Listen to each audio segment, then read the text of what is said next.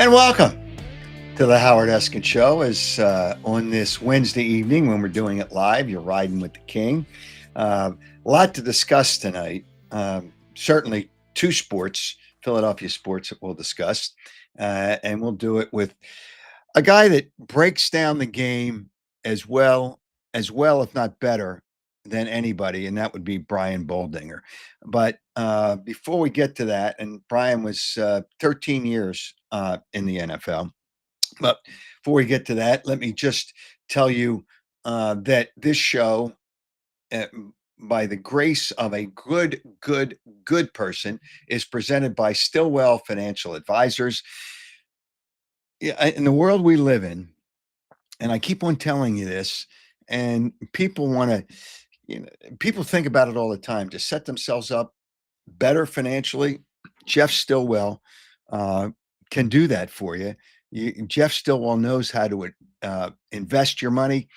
Good guy, sharp guy, good guy, and sharp guy. That's a pretty good combination. And what I suggest is you give him a call and check it out. See what direction, see where you can go. You see his number there, and if you're listening to it audio wise, I'll read it off to you: 732-343-0813.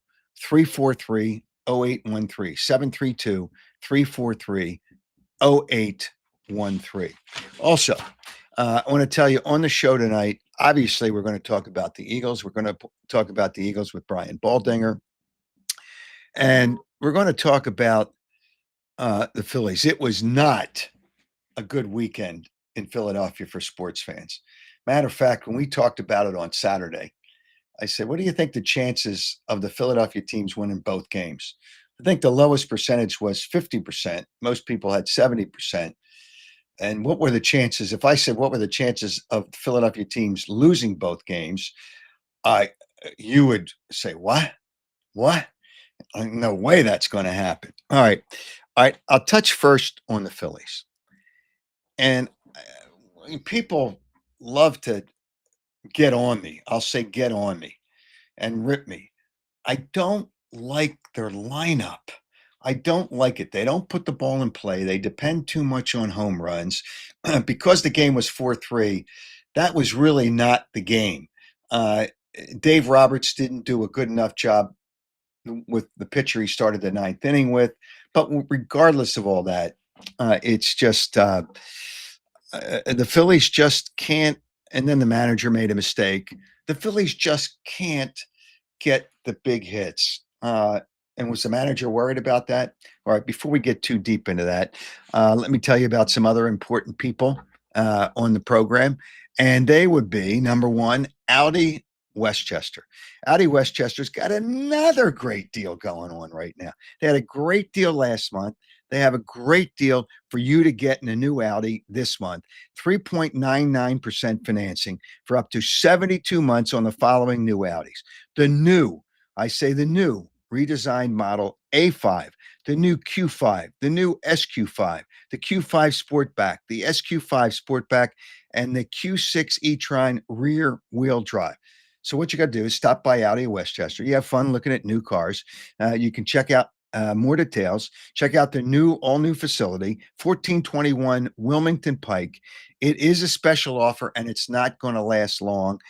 And I would suggest, like people did last month, you take advantage of the offer this month. 3.99% financing up to 72 months on the new A5, Q5, SQ5, Q5 Sportback, SQ5 Sportback, and the Q6 e-tron rear wheel drive. Check it all out. AudiWestchester.com. That's their website, AudiWestchester.com. And you want to, when you invite guests over, you want your property to look really nice, right? Well, the people that can do that for you, Piazza Property Pros. Whatever it is, you want to spruce up your backyard, whether it's a fire pit, whether it's a hot tub, whatever it is, and landscaping, fencing, hardscaping, and building a pool. You've thought about it, you've thought about it, and you've thought about it. How long are you going to think about it? If you want to do it, the first step you got to take is to call Piazza Property Pros with 25 years of experience. No, they don't subcontract, so it's their people. That is really important. Pool maintenance is all part of it. If you have a pool, check them out. Just give them a call and talk to them about it, and they'll schedule a free consultation. Not everybody does that. Free consultation, 610-566-2608. That's 610-566-2608, or check it out at piazzaoutdoor.com. All right. Let's deal with the Phillies. Let me see. Let me break this down. The top of their lineup in the first two games, the first three hitters, 2 for 21, 11 strikeouts. You think that's going to get it done? They just don't put the ball in play. It's not a good way to play the game, especially in the playoffs, because it's not going to be, you're just not going to live on home runs. You're not going to live on home runs. And the Phillies consistently try to live on home runs, and that's not the way it works. It's just, how about, and something I heard, I didn't check it, but I'm pretty sure it is correct, that the Phillies in their last 11 playoff games, they have lost 9 of 11 playoff games, 9 of the last 11 playoff games at home. And I believe that's correct. 9 of 11 at home. So home field is really not home field for the Phillies. As loud as the fans are, as much as they try to get on the other players, it doesn't make any difference if the home team doesn't put the ball in play, and you just live by the home run. And in reality, I don't know that the Phillies, obviously the Phillies can win the series, but to win 3 in a row, if you win 2 in a row, then you can win 3 in a row, but you got to win 2 in a row. But I don't think they're a better team than the Dodgers. Their record may have been better, but, and the Dodgers had a little bit of a lull where the Phillies didn't have much of a lull. But the Dodgers are a better team. How many teams in baseball do you think are better than the Phillies? I see Yale. Yale Ross says, "Where is Harper?" Where is he? He cashes that check twice a month. I can tell you that. I think he's got enough money. Schwarber has 1 hit in his last 21. No, probably one home run. He can't have 1 hit in his last 21 at bats. Last 21 at bats, not 21 games. 1 hit in his last 21 at bats and 13 strikeouts. He's having a slump at the wrong time of the year. Just here's another thing that the Phillies, it's going to be interesting going into next season what they're going to do and whether they can sign Schwarber with all the money they have on their payroll. But here's another thing they did. If you really want to win, and I know that they really want to win, but do you take every step you can? Why did Painter and Crawford not come up? Well, I'm going to answer the question for you. I'm going to answer the question. They didn't come up because once you bring them to the major leagues, it starts the clock on arbitration and towards free agency. So they didn't want to start the clock yet. So now, starting next year, when those two players come up, it'll be 6 years before they can reach free agency. Now, 3 years, I guess it's 3 years before you get to arbitration. But they stopped the clock. That's what it was. They didn't stop the clock. They didn't start the clock. And that comes down to money. Now, do you want to win? John Middleton's worried about his legacy, which is it's ridiculous for him to say that this season. It's about my legacy. No, it's not. But if it is, then you got to do everything you can. Don't you think Painter and Crawford could have helped this team more than the other players, than some of the other players on this season? It's just first, and then I think Rob Thompson was worried about, if you're going to bunt with Stott with a man on second and nobody out, you're obviously worried. You're too worried about this team not getting hits. That's really what it comes down to. Uh, it's just that's what it comes down to, and that's not a good thing. The pitching choices for the playoffs, I don't know that I don't know that they could have done anything else. You don't want Taiwan Walker. That was a bad signing. They've had some bad signings. They've made some mistakes with contracts. It's just and you want to keep Bader. He's probably going to be what 17 to 20 million dollars. You're going to try to trade Castellanos, but you might have to give the other team some money to take him. You're not going to get anything for him. It's ridiculous. It's ridiculous. All right, let me tell you, we have a winner. I want to announce the winner, and the winner for the Chickies and Pete's gift certificate. The winner, and the question was Mark Lawrence mentioned a team that he thought was going to come out of the National League into the World Series. The team he mentioned was Milwaukee. And Dave Wheeler was one of the people with the correct answer. Dave, you submitted your answer to our website, howardeskin.com. You were selected at random, and congratulations. You win a Chickies and Pete's gift certificate. Used it. Chickies and Pete's all over. They're all over the place. So you won't have any problem getting to use your card at Chickies and Pete's. All right, now I want to tell you what the prize will be for tonight. It'll be something that Brian Baldinger says, and I'll have a question. A Larry Boa autographed baseball. Now, what you do is you answer the question and submit your answer to our website, howardeskin.com, by midnight on Friday. And that is October 10th. Watch the show on Saturday, and we will announce the winner. 8 a.m. the show on Saturday, live on X, Twitter, whatever you want to call it, Facebook, Instagram, YouTube. If you subscribe to YouTube, and I think if you click on one of the deals on Twitter, it'll notify you when I come on with my show live. But YouTube, for sure, you subscribe to my page on YouTube, it will notify you when we go live. The winner will be randomly chosen from all correct entries. All right. So that will happen with one of the things that Brian Baldinger says, and he will be on very shortly. All right, let me touch on the Eagles.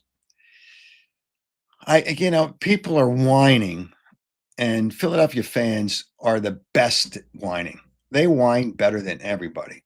So, one of these days I'm going to have a prize of cheese to go along with that wine. But they whine as well as anybody. Saquon Barkley only had 6 carries. Well, it doesn't matter. There were so many 3 and outs. They're not. I don't know. I don't know exactly what it is, but I can surmise, and we'll ask Brian Baldinger. I don't think the offensive line is as good. I think they're good, but I don't think they're as good. The defenses are playing differently against the Eagles, and once they stop the run, they force the Eagles to pass. And that's not their game. That's not their game. So they tried to run the ball the second half, and it's just not the way it works. One of the reasons the Eagles did not win the game is every game this season, they've led in plus minus in turnovers. Turnovers have won. I think turnovers have won every game for them. I think, the Dallas game, the Dallas game too. Dallas game, that was a close game. They were all close games. But they got turnovers. If you get turnovers, you're going to win games. It's just, look at, it was at Jacksonville against Kansas City. I think they were +1 in turnovers, but 1 turnover went for a touchdown. You get turnovers, you win games, and the Eagles did not get a turnover. One of the other things that came up in a question, was, and it was asked of Nick Sirianni on Monday. I believe it was Monday. He was asked why Jalen Hurts, because the play clock is running down and he's getting up to the line of scrimmage later. Whatever it is, he's not got as much time. Nick Sirianni was asked the question. You tell me. I'm going to play this for you. You tell me if he answered the question. Let's hear from Nick Sirianni on that situation with Jalen Hurts.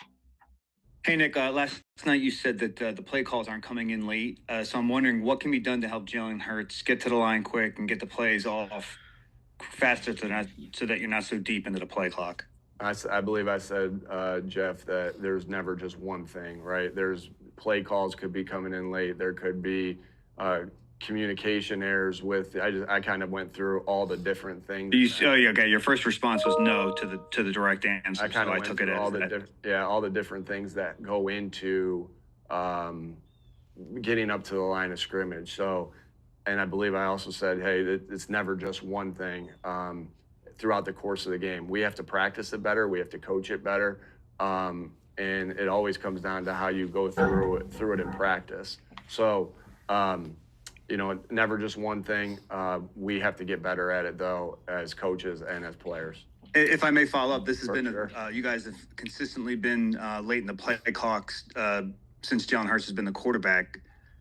So this has been a kind of like a running theme for the last several years now. So he's the one common denominator. So, what if he's part of the process for a while now? What can be done to help him get the plays off quicker? Sure. Again, like I said, it takes a lot. It's a lot of different things. Like in this game, this isn't tennis where you can assign the blame to one person. This is football, and there's multiple different things that go into each and every one of these things. So we stress and we will detail out our communication from just like all the things that from coach to quarterback, then from sideline to huddle. You can ask Aaron Moorhead when we talk to him. He's got a tough job there, and anytime that transition slow, we obviously he gets let known about it, and same with the players there. Then it's knowing what to do, and through your preparation, through the game plan, and then getting up to the line of scrimmage and working that process in practice. Then there's the motion, there's the identifying things.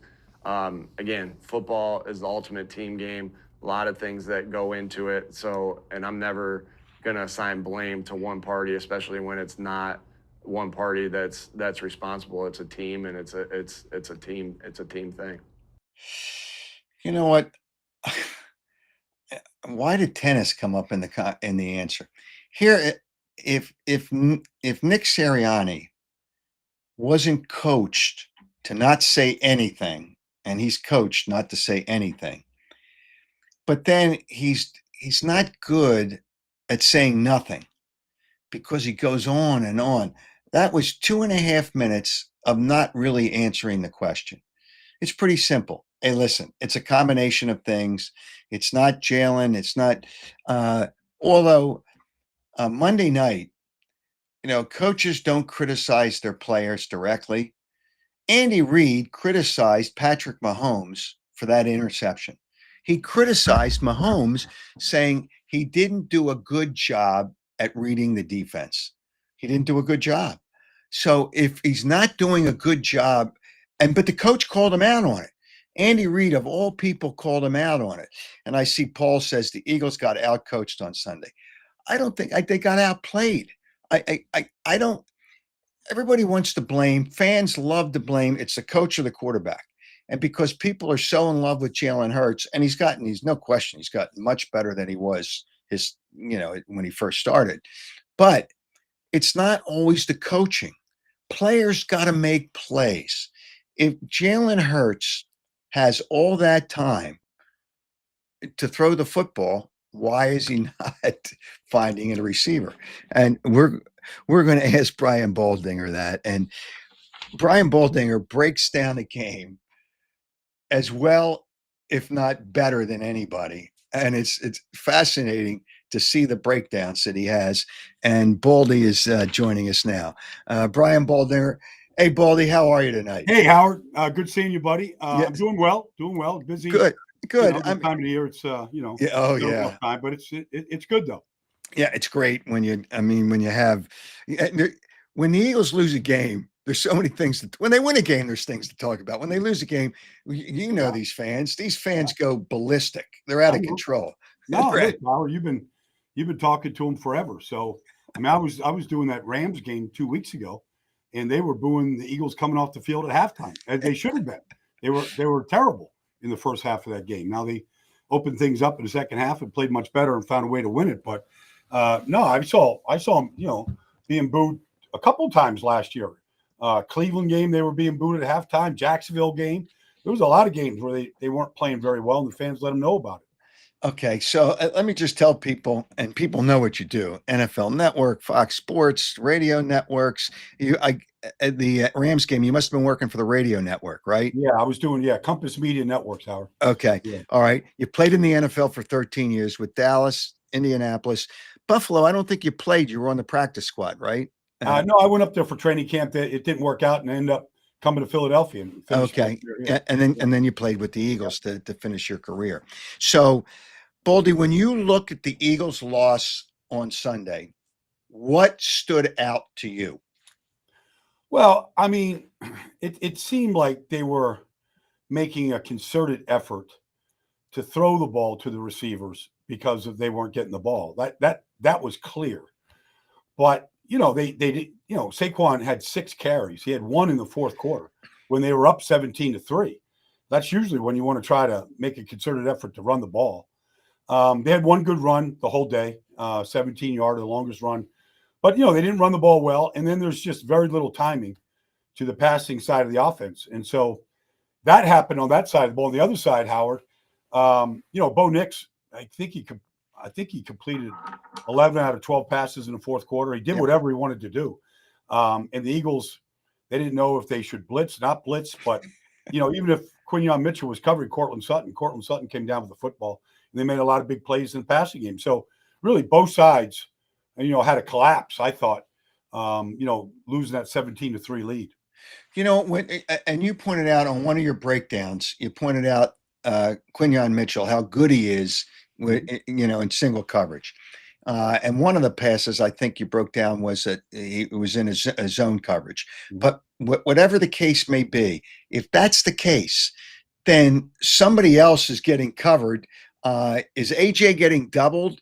Because I'm not AJ. Are other people getting doubled? Not allowed. And if that's the case, how did Bo Nix complete 11 out of 12 passes? Well, they play a variety of different coverages, Howard. They'll play zone. You know, it wasn't all just man coverage. A lot of zones become man at a certain distance, you know, where you match up. We call it a matchup zone, Howard. And so it becomes man at some point, depending on the route combination and the coverage. But, you know, Cortland is their number one guy. He has been since Bo Nix came in. And, you know, sometimes, I mean, you know, if the Eagles if AJ wanted to make a case for throwing me the ball, watch what Cortland Sutton does. He's not getting great separation, but he's a big guy. He's got a big body. He knows how to use it, a little like low post basketball. And, you know, Bo Nix doesn't have any fear throwing it. You know, the Eagles quarterback has a lot of fear throwing the ball in situations like that. There's a reason why he doesn't have any interceptions this year. He doesn't want to throw an interception. So he'd rather just eat the ball, hold the ball, run with the ball, throw it away, than possibly throw an interception. Bo Nix played the game, I believe, the way you got to play it. You got to throw with some anticipation, and you got to throw with some lack of fear, going, I'm going to trust my receiver to go get it. You know, it's a great point. I've kind of mentioned it at times, but you do a better job than I certainly do. Should he be throwing? Now, first of all, AJ Brown's got to keep his mouth shut. You know, hey, listen, play the game. It's a team game. You win the game. Just keep your mouth shut. But should Jalen Hurts, let's start with this.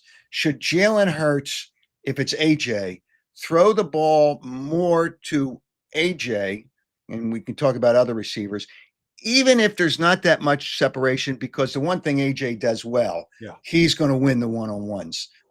Well, not just that, Howard, but, you know, he catches the ball, and this is one thing that Jalen always loved about him. He catches the ball with his hands and away from his body.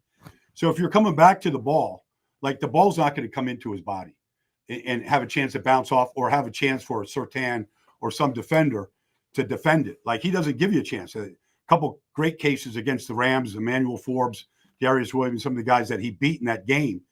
but I'll just say this about AJ Howard. I think you'll understand the mentality of the person because it applies to every sport. But AJ just has this mentality, and it's not a diva mentality. It really isn't. He just has this mentality that he wants to be Reggie White. He just wants to dominate his opponent. And if he doesn't get targets or a chance to do that, even if you win, where you should just keep your mouth shut and just be happy, like he's not happy because he didn't feel like, yes, we won the game. We should celebrate as a team. It's a team game, yes. But he doesn't feel like he got his chance to really break his opponent's sword and to beat him into the turf. And that's what he actually enjoys about the game. Well, if the Eagles cannot run the ball, and I'll just point to last year, and Saquon's not going to rush for 2,000 yards. That ain't going to happen again. If you cannot run the ball, and it seems like, and you've looked at all the tapes, it seems like teams are doing things to force them to pass the ball. And to your point, knowing that Jalen really is not comfortable with throwing some of those passes. Do you see a lot of that? Yeah. Yeah. I mean, Denver came in, they basically played like a 9-man box, Howard, 8 or 9-man box, depending how many receivers on the field. And Hufanga was up there, and they didn't really account for him in some of the runs. They didn't run it a lot. But that's how Denver was just sitting on there. And when you see a team like that, I mean, you got to throw them out of it. You got to put the fear in them that, man, if we don't have 2 safeties back there, they're going to run by us and sting us for big plays. Well, they didn't really do that, and they haven't been good outside of maybe a handful of plays in 5 games where they've been productive throwing the ball down the field. So Denver just challenged them, and they've got a great defensive front, and they feel like if the quarterback holds the ball, they're going to eventually get home, and they did. And it's frustrating to the guys up front that are blocking for 4, 5, 6 seconds sometimes, and the ball still isn't being released. That's not happening anywhere in this league right now. Do you think their offensive line, it's hard to be as good as they were last year. The offensive line is not as good, and that's some of the issue, or is it the defenses that are more of the issue with the lack of a good running game? I would, Mekhi Becton had an incredible year last year. They don't have, I mean, they're good. Mekhi Becton just moved the line of scrimmage. He was really good. I feel like Landon Dickerson was healthy almost the entire year. Juergens played through some injuries, but for the most part, Fred Johnson came in for a couple of games, but for the most part, they were really good as a group. They haven't been quite as good. Lane's just the same. Like there's no drop off there. Malata is still good. I feel like they're losing a little bit at the guard position, a little bit at center. They're not quite as good at those positions as they were a year ago. Well, if they don't run the ball better, I'll say better. Yeah. Can Jalen Hurts become better in the passing game? Well, he'll have to, Howard. He'll have to. Because, Washington is going to present some issues when they play Washington, how they can stop the run. They've been very good. They had a real commitment to it this offseason and some of the guys they brought in. But, you're going to have to throw it better if you're going to win, some of these big games. Now, there's a lot of teams, maybe tomorrow night against the Giants, there's some teams out there. But, Dallas is scoring points right now. They're a lot better than they were week 1. So, if you want to go compete in the NFC and get to the final 8 and have a chance, they're going to have to play a lot better in the passing game than they have so far because, all these other teams that are going to be in the postseason, whether it's Baker Mayfield right now or Matt Stafford or Jared Goff, like all these teams can really throw the football. Sam Darnold's throwing it really well in Seattle. You're going to have to match those guys if you're not running like they did a year ago. The one thing that I know, and I've been told by a couple of the coaches, the Eagles didn't want Jalen Hurts to throw more than 21 to 23 times because they don't want turnovers. That's why they've won games. They didn't get a turnover on Sunday, and they've been plus in every game in turnovers. But to allow that to happen, they're going to have to run better, and it doesn't seem like they're going to be able to run better the way defenses are playing. Well, I will say this. Last year, Howard, after 4 games, the Eagles were 2-2.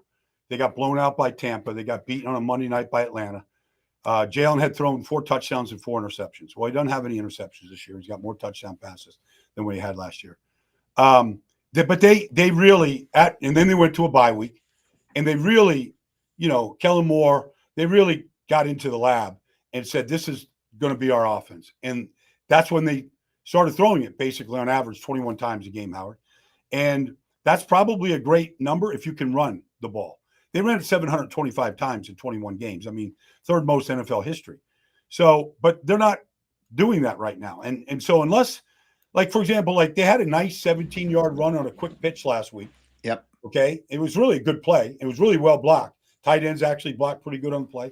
You would think you'd come back to that play, double that play up. Like it worked. Let's flip it to the other side. Let's run out a different formation. Like they never came back to it.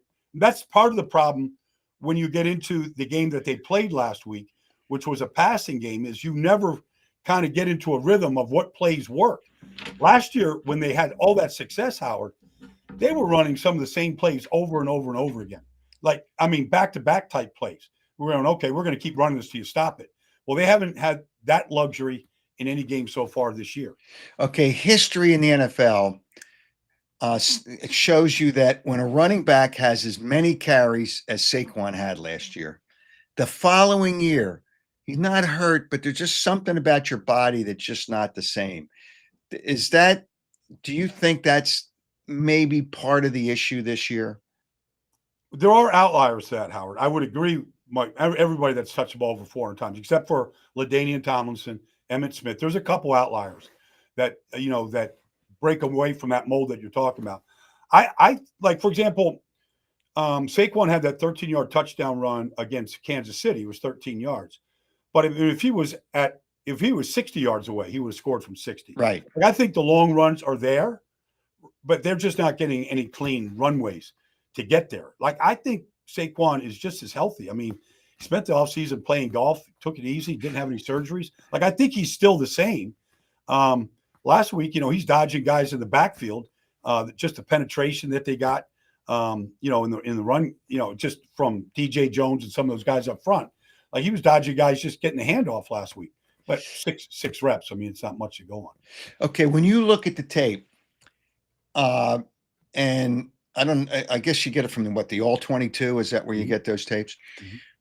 Is Jalen Hurts holding on to the ball because players are not open, or is he holding on to the ball because he doesn't want to throw the ball? Or he's just not dissecting what the defense is he's doing. not making is he not making the progressions that he should be making? I mean, I would say it's a combination of that. Like, he threw the ball because they had to, because they were down 26-7 to the Rams. He had to throw it. Right. He had to take shots. I feel like if the game is close or they got the lead, he's not throwing it, Howard. He's just not. He's going to, like, he did the same thing, heck, in the playoff game last year against the Rams. He took a safety, in that game. He's not going to throw it. He's not going to put it in harm's way. Look, the record speaks for itself. I mean, it's 19-2 or something in the last 21 games, something like that, whatever. But I don't believe he's going to change. They can have all the conversations they want. They can sit down at the round table and talk this all out. I don't believe he's going to throw it unless he has to throw it. Is he, if he has to throw it, are the Eagles in a good enough position if he has to throw it? I mean, he's always had pretty good deep ball accuracy. Right. Howard. I mean, he's been pretty good in that phase of the game. Going back to Alabama, Oklahoma, he's always been pretty good. He hasn't been particularly good this year. Well, for whatever reason, balls going over their heads or out of bounds a lot. So it doesn't seem like he's got the touch that he has had. But he's been a pretty good deep ball thrower. The throw that he made against Dallas to Jahan Dotson was a perfect throw down the middle of the field. I think he can do it. It's not going to look like Jared Goff. It's not going to look like Baker or he's not that type of rhythm thrower. He just hasn't been where he just goes through these progressions the way Joe Burrow does and things like that. It's going to look a little different, but I think he can still throw the ball accurately and get it to an open target. When you look at what they did in the second half, what do you think the reason was that they didn't run the ball? There were some 3-and-outs.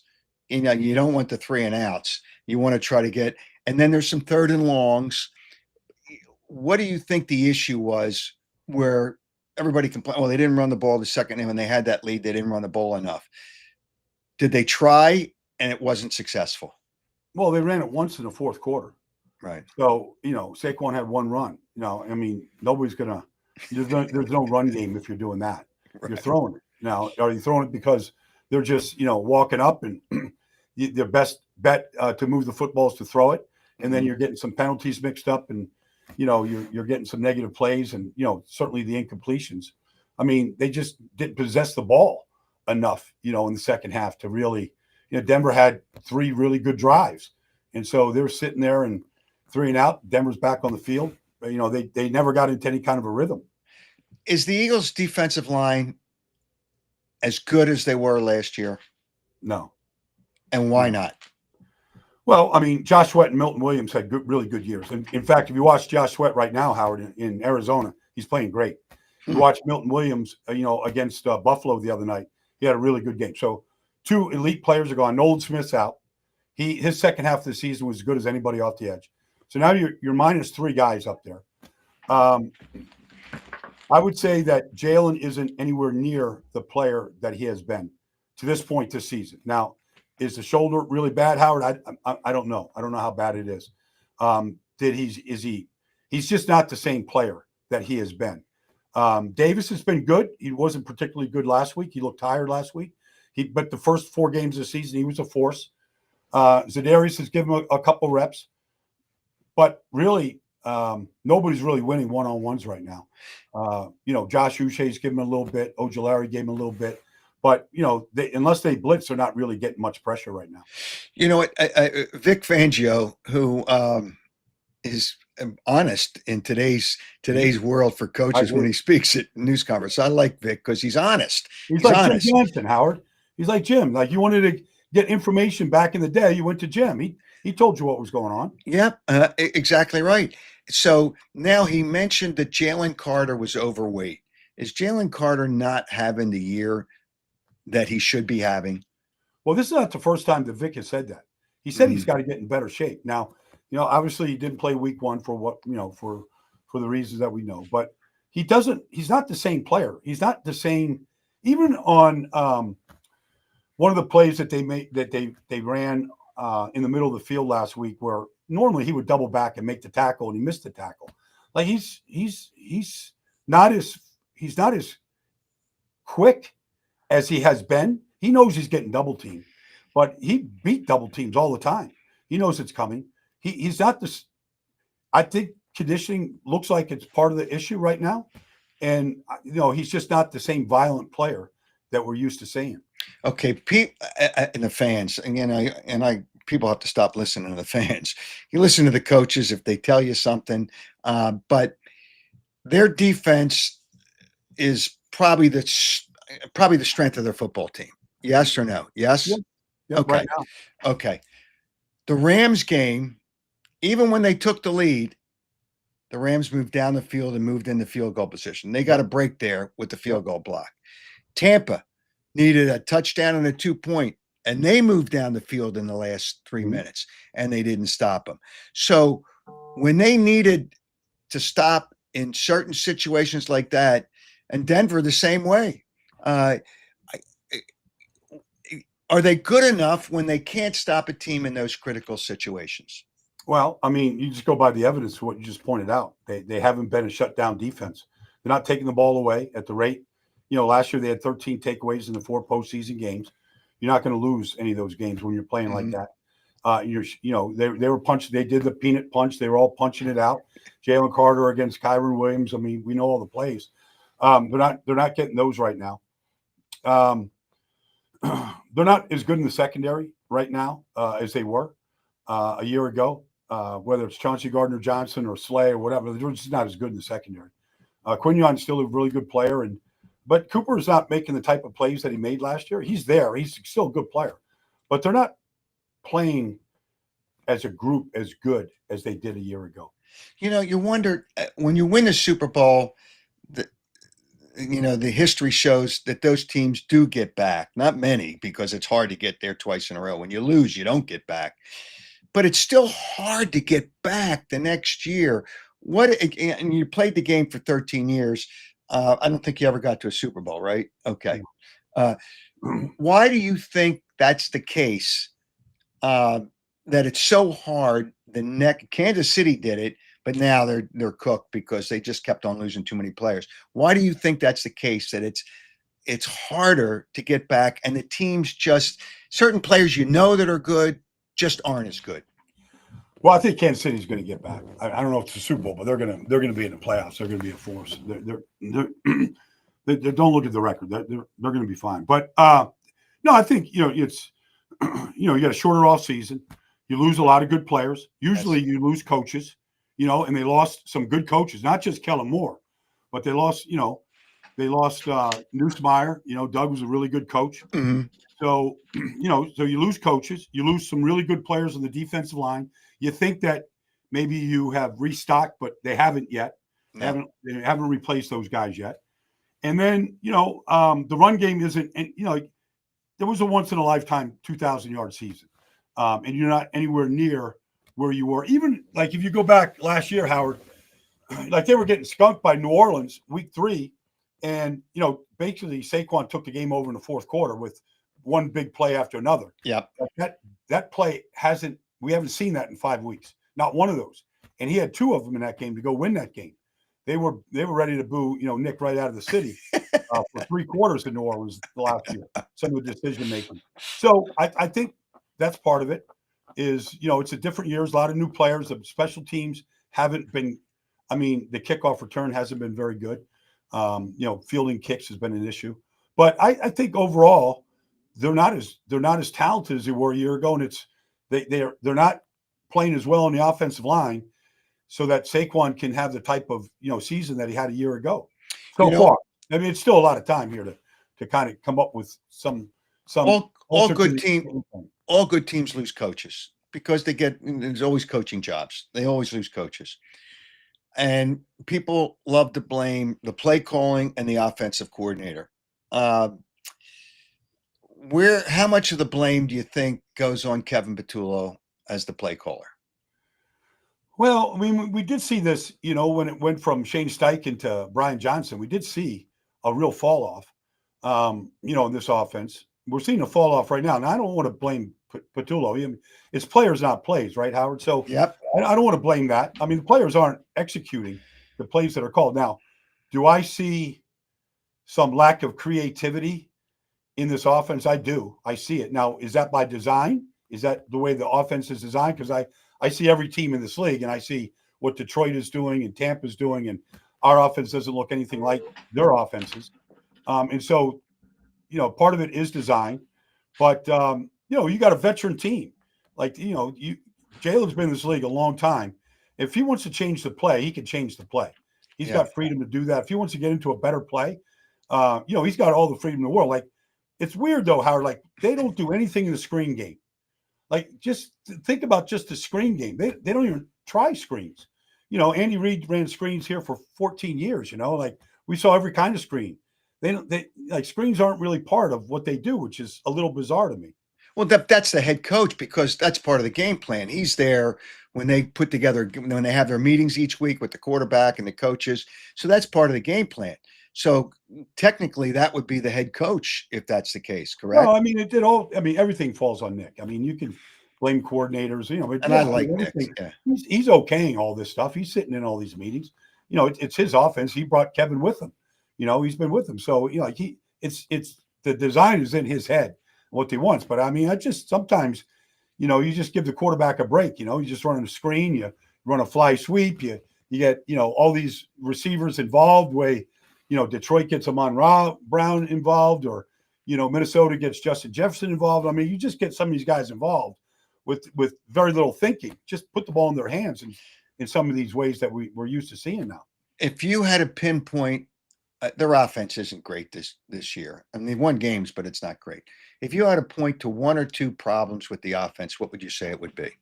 I'd say getting consistent movement in the run game has been an issue. So I would say that's problem number one. And then number two, the passing game just lacks any kind of a rhythm where the ball just comes out and where you just okay. I mean, you call plays with the predictability of what defense you're going to get. Mm-hmm. And the good ones are almost in sync with what the defense is doing. Sean Payton is in sync with how to get a team into a rhythm. He's one guy, but Kevin O'Connell, these guys are good at it.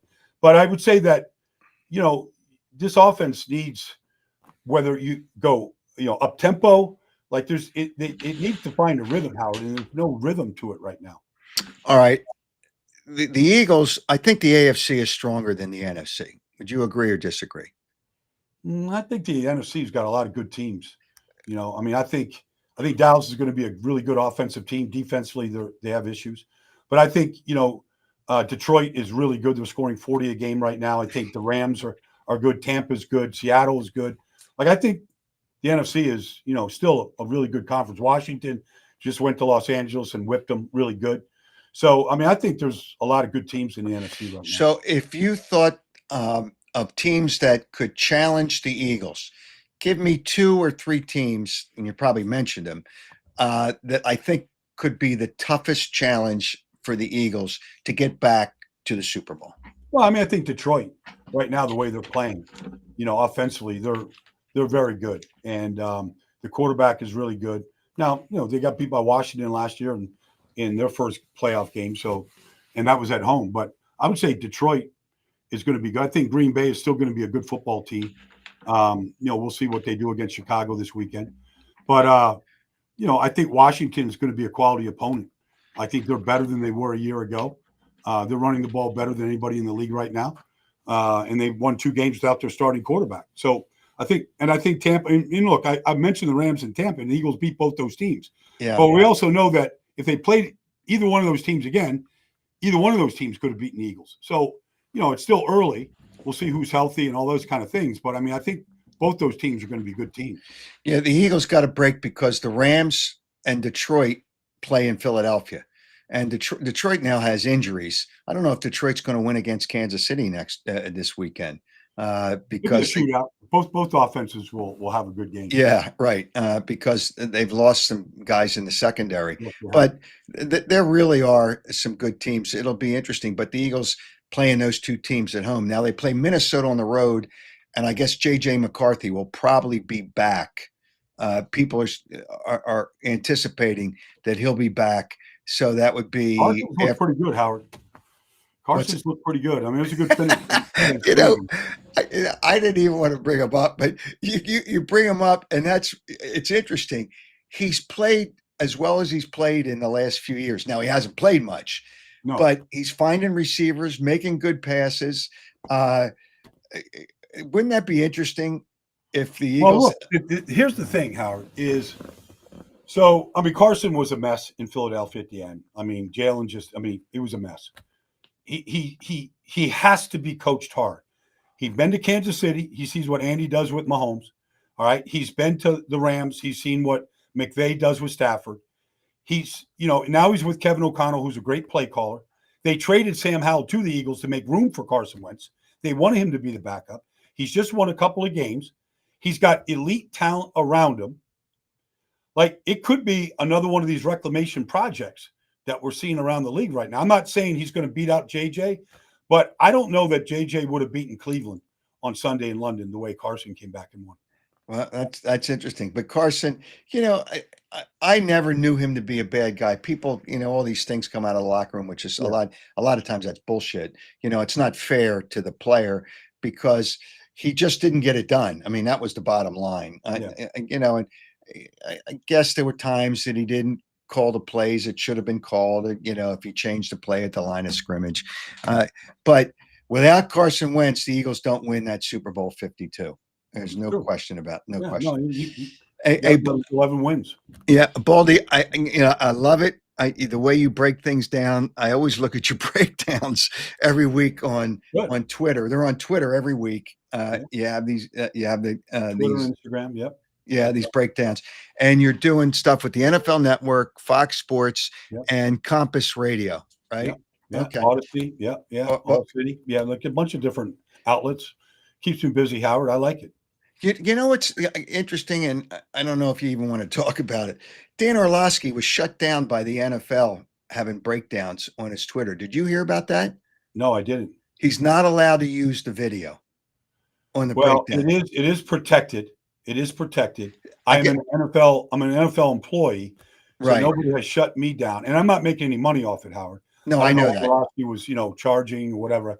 Like that'd be an issue. But honestly, you can go get NFL Plus, and anybody can get the all 22. I know. So I see other guys breaking it down. I don't know why they shut Dan down. I haven't talked to him about it.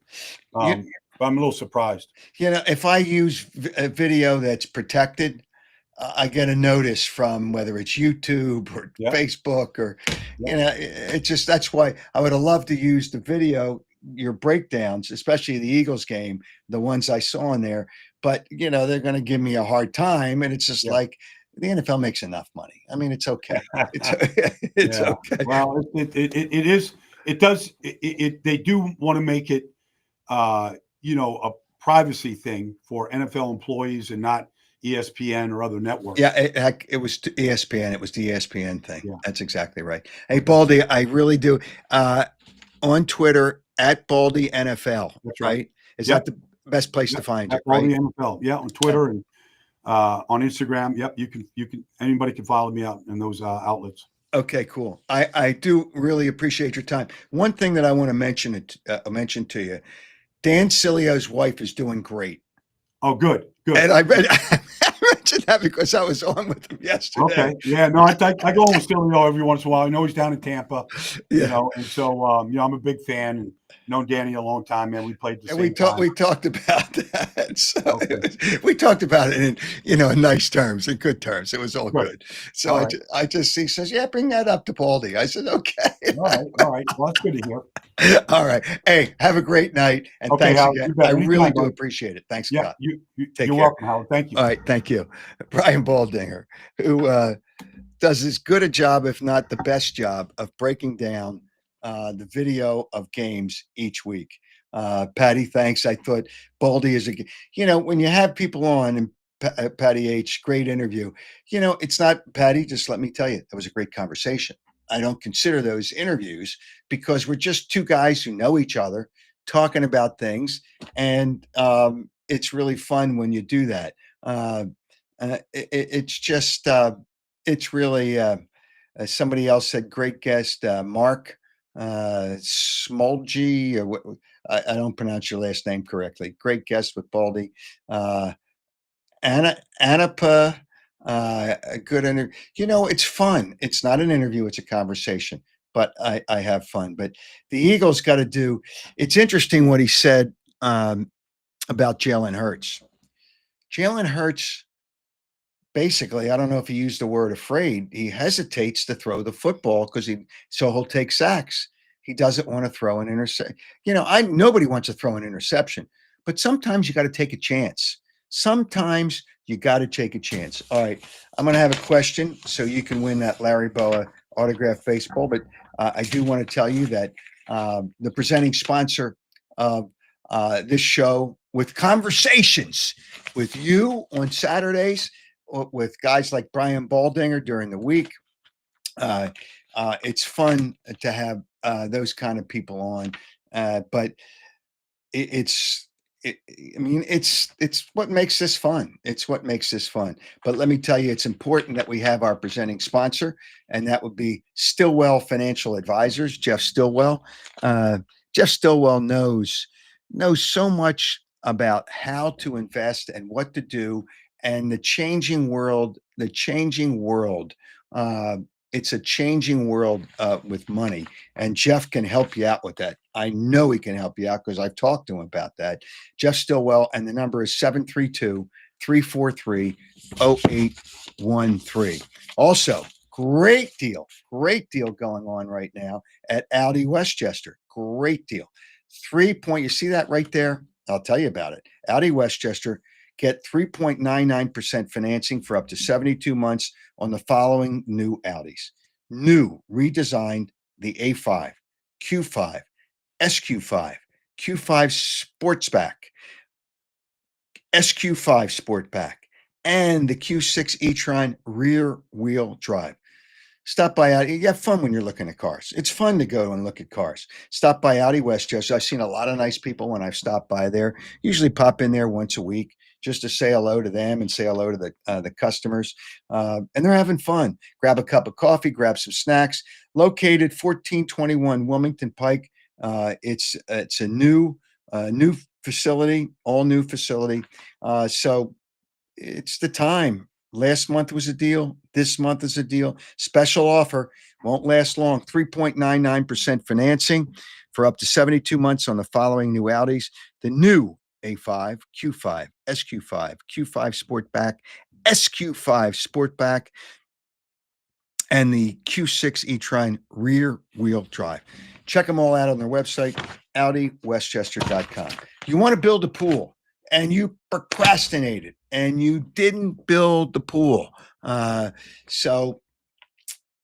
the people that can do it for you is Piazza Property Pros. And also they can make your property look sensational. Sensational. That's what they do. 25 years of experience, build a pool, clean up your property, fencing, landscaping, build things into the property that when you have company over, it's really nice. 25 years of experience they don't subcontract. That's important. They'll turn your vision into a reality. Yeah, whatever you need, they're going to take care of your property and they're going to do it very, very well. And just give them a call.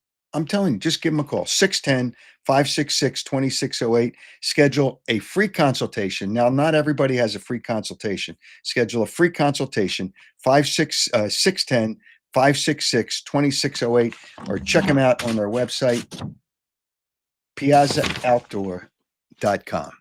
All right. It is, I see a lot of these comments. I see Abe has an Audi Q7. I got the Q6 and a Q5. I see Levi. Howard, glad you're still talking sports. I'm never going to stop talking sports. Been listening to you since I was 19. I'm now 48. That's a long time. I've been covering sports, and I'm not old. I'm just older. Covering sports in Philadelphia close to 50 years. Close to 50 years. It's just, I'm a Philadelphian. It's been fun. Don't always agree with you, but definitely enjoyed your knowledge. Tony's going to rip Donovan McNabb. We throw him to the ground all the time. Come on, Tony. It's just, who is it? Somebody got here late. Al, sorry I got here so late, Howard. I hope you can forgive me. I do, but you can always, here's the deal.